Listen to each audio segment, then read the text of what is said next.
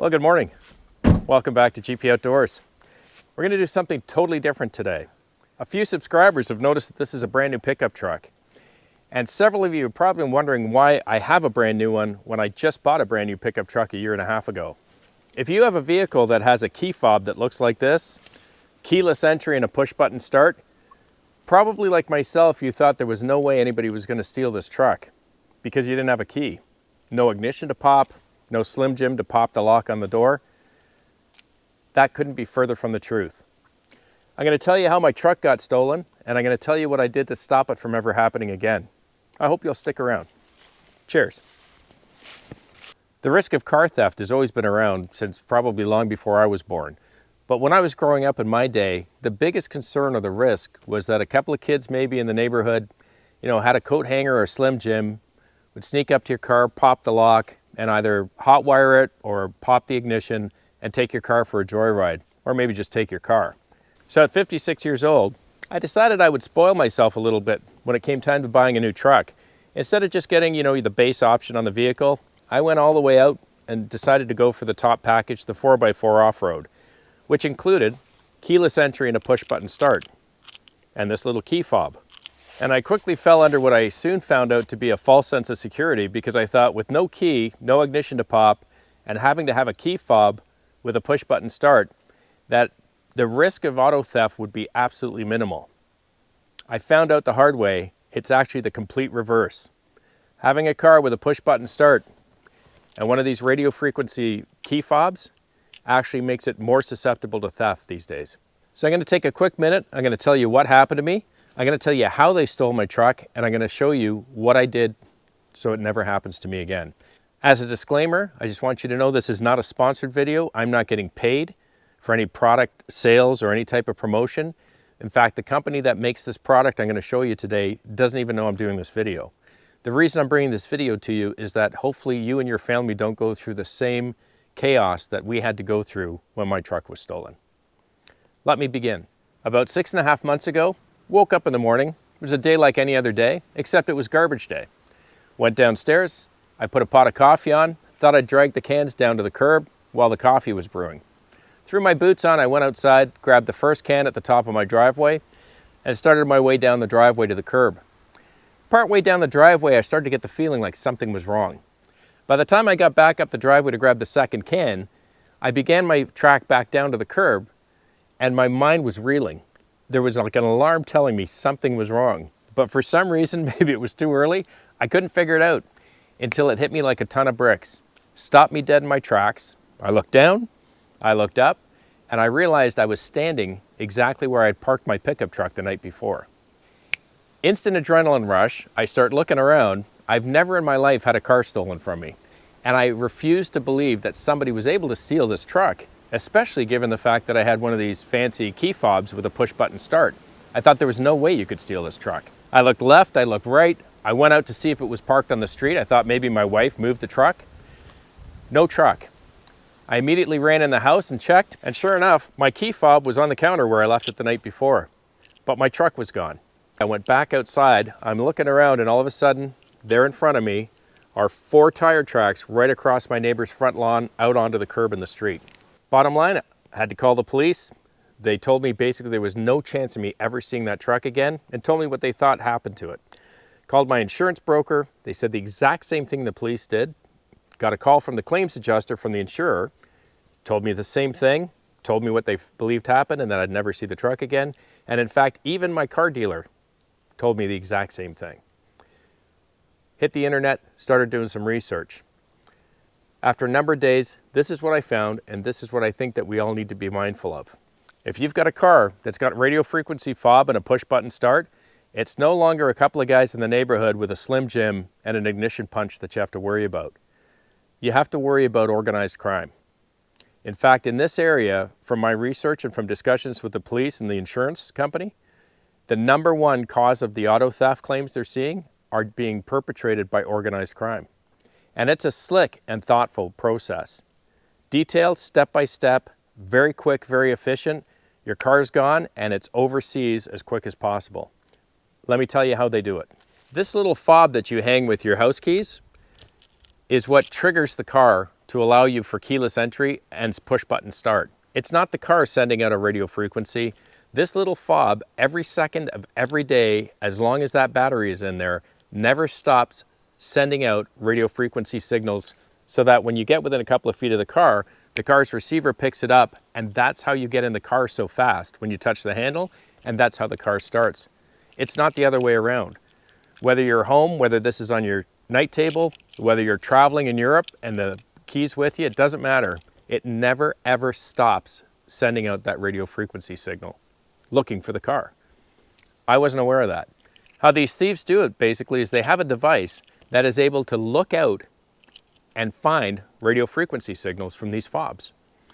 5-7 years ago, the devices that they had would only be able to reach out 10 to 15 feet from the device. And that's why if you look up, you'll see sometimes there were news stories over the last few years, and you'll see the thieves with wands standing at somebody's front door in the middle of the night because they're trying to pick up the fob signal. Not true anymore. Their devices are so far advanced now that they can literally pick up this signal from 300 feet away. 300 feet. Here's the general scenario which I learned from speaking to all of those various sources I mentioned earlier, as well as some other research.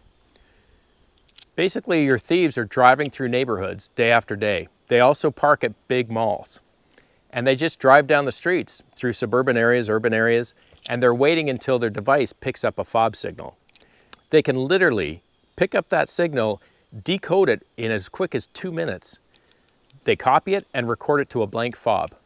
They now know where your car is in the driveway, and whether they come tonight, 2 weeks from now, or a month from now, they've got a fob just like yours.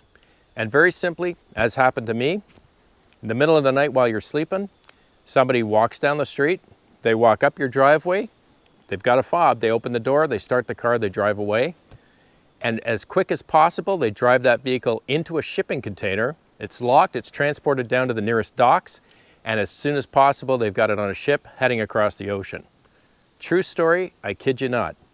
The police confirmed it, my insurance broker confirmed it, the insurance company confirmed it, and so did my dealer. It's a very well known and it's a huge problem.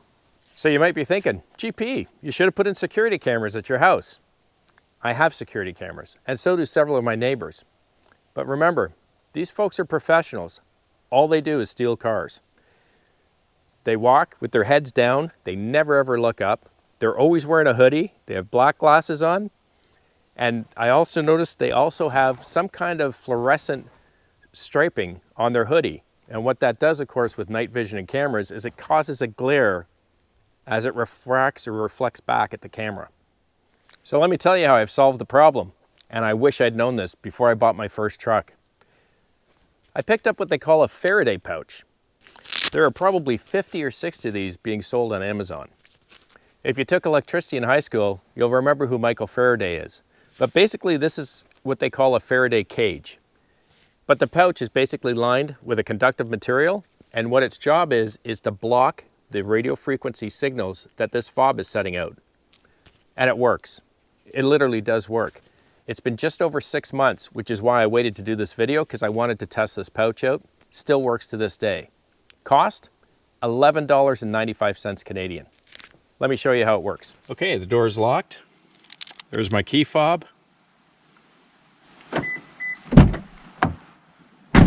Door is opened, and I can lock the truck. Key in pouch.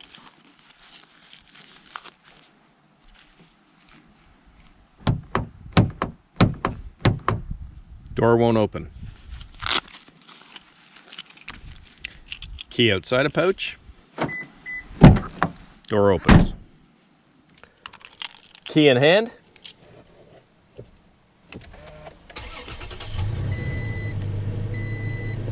Car starts. Key in pouch.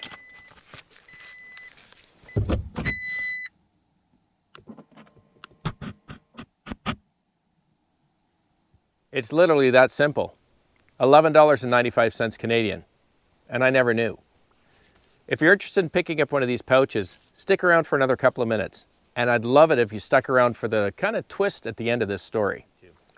When you go on Amazon, you're going to find that there are literally 50 or 60 different types of Faraday cages, or Faraday pouches they're often called, are basically key fob protection pouches. They come in different sizes, different shapes. Some will say there's one lining, some will have a double lining, some will have a place to put credit cards, some will not. Some will block the RF from the credit card, some will not.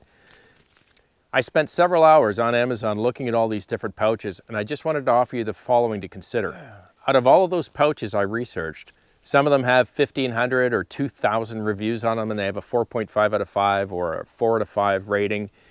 But what you're going to find, if you're not careful, is you will find similar or exactly the same pouch on different ads throughout those 50 or 60 pouches. And literally one of them will be 5 times the price of the exact same model in a different ad. So you want to be careful when you go through it. Second thing I would recommend is read the reviews. That's what I did.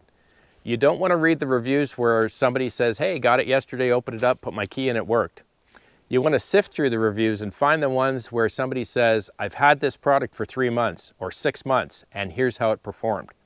Those are the ads of value.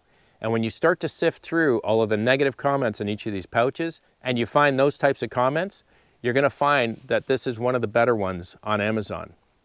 I've had this pouch for just over 6.5 months. Works like a charm. I have one that I keep the spare key in at home, and I keep this one in my pocket.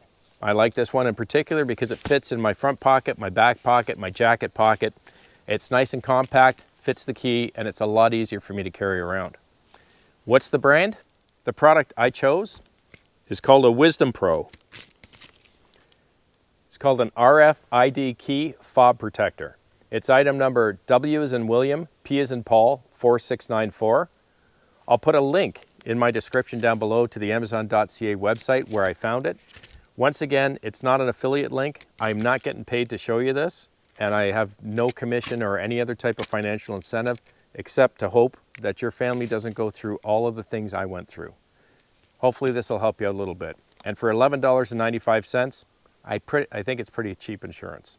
I'm glad you stuck around for the ending. Bit of a twist to this story.